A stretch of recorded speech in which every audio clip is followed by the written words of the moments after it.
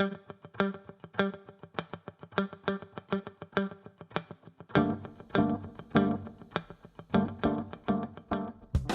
Guignard, je travaille à la communauté de communes du Pays d'Ancenis au service lecture publique et je suis plus chargée de la coordination des animations pour le réseau des bibliothèques.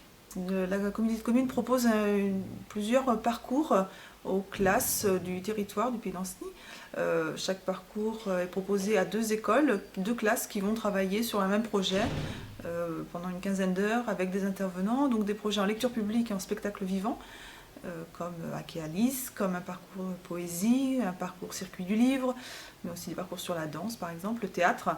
L'idée au départ c'était de mêler atelier d'écriture et numérique. Donc à travers un projet qui au départ n'était pas très défini. Pour l'aspect atelier d'écriture, on a pensé à l'association L'Annexe, avec qui on travaille par ailleurs. Et puis on avait rencontré l'association Fragile, donc on a aussi proposé le pan numérique à cette association. Les deux ont accepté et nous ont proposé l'univers d'Alice au Pays des Merveilles pour mettre en place ce projet. Alors, je m'appelle Loïcia Mercier Sotolongo, je suis enseignante dans la classe de CM2 de l'école Sévigné à Ancenis.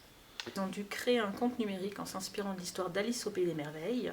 Donc c'est passé par plusieurs étapes, en travaillant beaucoup sur des projets d'écriture, sur des expressions, des textes qu'ils ont assemblés, travaillent sur des vidéos, des bandes sonores, et ils ont aussi en parallèle, en annexe, travaillé sur des sculptures avec du fil de fer. Christelle Corot, je suis enseignante en CM1, CM2 atelier.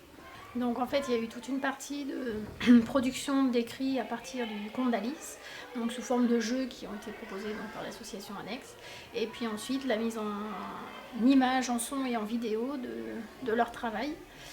Donc soit sur deux parties qui suivaient, c'est-à-dire la première heure de production d'écrits et puis directement la mise en image ou en son, ou alors sur deux séances distinctes, d'abord production d'écrits et puis ensuite travail en numérique.